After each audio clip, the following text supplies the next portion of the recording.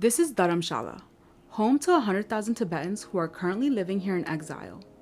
Tibetans have been living in India since the 1950s.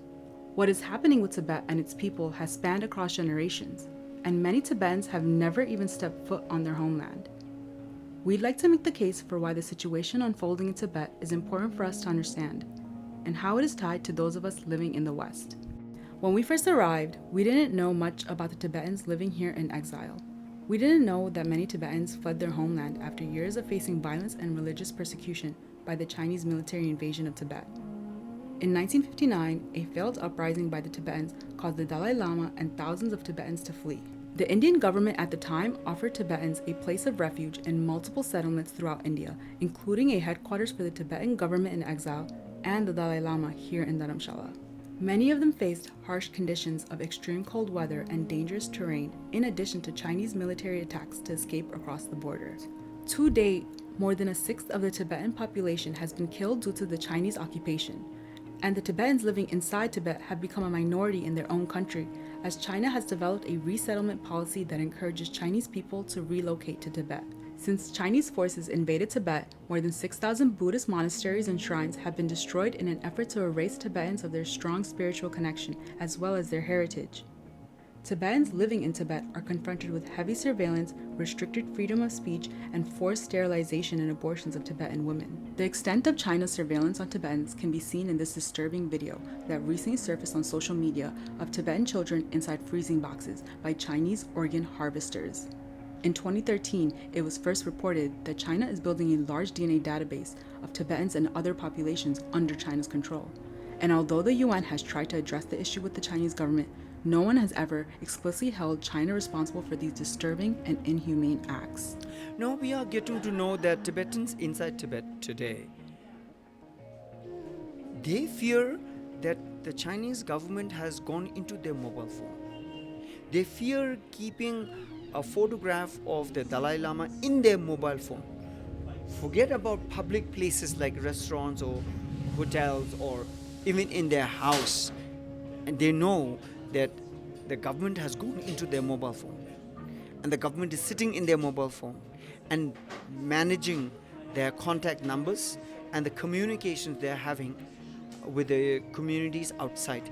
Even when most of the apps that are used in China or in China's occupied countries like Tibet are not used internationally, and internationally used social networks are not used in China and China's occupied countries. Even then, they see that they are being followed individually. How difficult is it for Tibetans inside India to receive information about what's happening inside Tibet? I'm not in the right space to speak about this because I'm not born in Tibet and I don't have any relatives and relations staying in Tibet. But I have friends who are living in India, and I've seen them having difficulty contacting to their families because there's also a restriction from the Indian government regarding the banning the WeChat, which is the only means and mode to connect with their families. So imagine that you're in that shoes. Tibetans living in exile fight to keep their culture alive while engaging with the meaning of what is home. For many young Tibetans, they have never even seen their homeland. They have never spoken to their families back home. I have created my own mantra for home. You don't have to be in a house to be at home.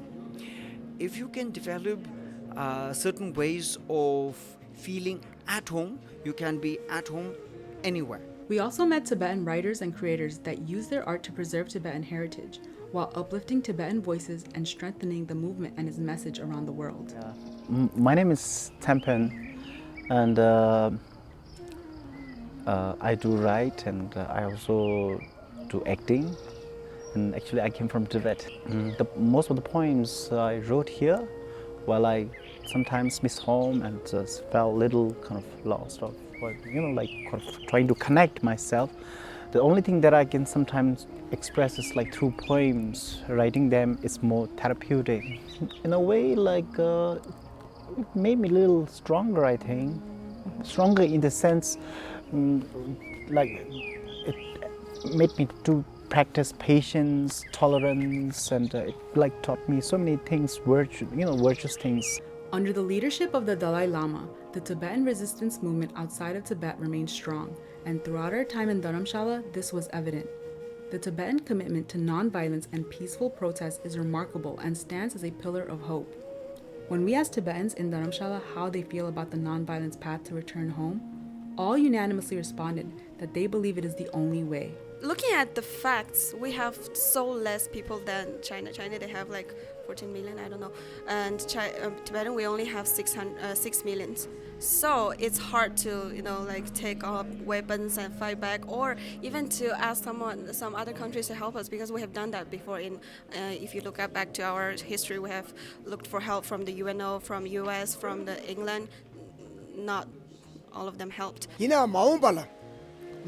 주정아 뉴슈 야나 마음에 미럽 지메든 저qab라 베베 탑저디 점불링기 뺐다고서 지 점불링 나로야 강해지 중부이나 벽에는 이마 탑저디 이제 제버다 아니 좀저 톱이었다 세제 디우강직 배조다 뭐가 자야기 먼저 레바다 놀람 디게고 열어라 천천 수제 아니 되게 미망을 두부대니 미망가 깔래 잡니기 무디네 체드니티 천자수 대소수 국가가 체드 아니 마잡대가디 자원이네 지고요 말 제당한 저 되와대요 말에.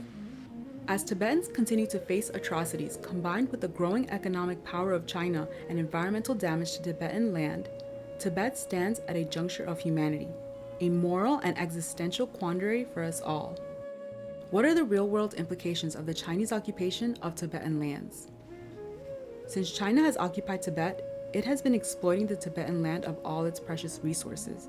Himalayan glaciers in the Tibetan plateau flow into major rivers like the Yangtze, Mekong, and the Indus.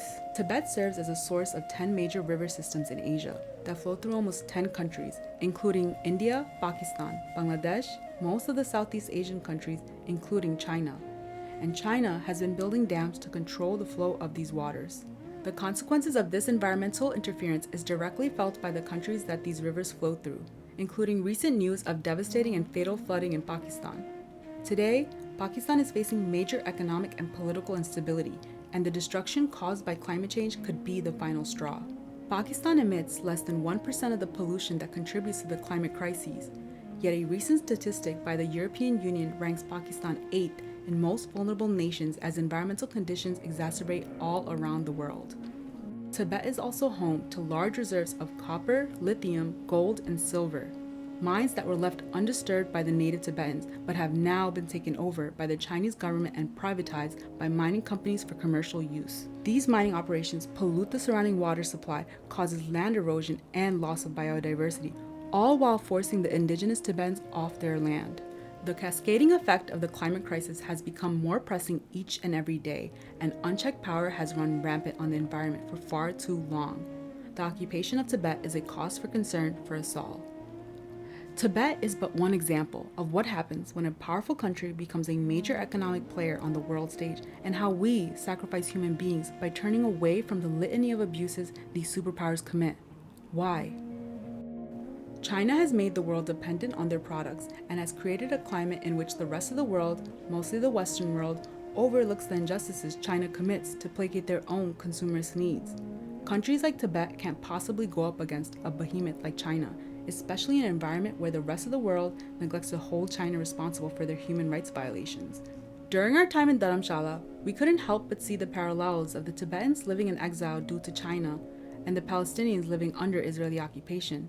To be more precise, how less powerful countries are treated as a mere consequence so that the rest of the world can thrive. And I wonder if Palestinians, Ukrainians, and Tibetans could find a common thread among their situations, a feeling like I am not alone. An intentional step towards compassion is to recognize the pain you have felt in others. The case of Tibet is a mirror for the rest of the world, and solidarity feels like a step in the right direction, so that these stories can transcend across cultures and connect people together. The Mat Tibetans are those who have their small store of Hindi vocabulary, the handful of words siphoned from barmaids, taxi drivers, and barbers. Are they an endangered breed who must be given this urgent choice to execute the will that legacy bequeathed to them, by the ancestors long ago. History might wonder at their madness, yet this madness reflects their ingenuity and honesty.